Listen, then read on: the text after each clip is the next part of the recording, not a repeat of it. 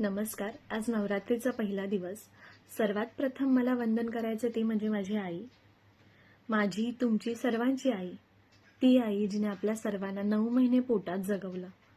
स्वतःच्या ताटातला घास सुद्धा आपल्या लेकरांसाठी बाजूला काढून ठेवला. स्वतःचा कधीच कसलाच विचार न करता फक्त लेकरांसाठी झटत राहिली, लेकरांचा विचार करत राहिली.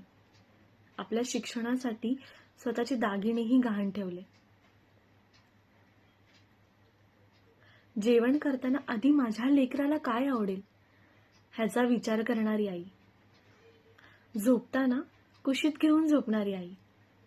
आपल्याला बरं नसलं ना की वेडीपिसी होणारी आई. आपल्या खुशीमध्ये भलाढ्य खुश होणारी आई.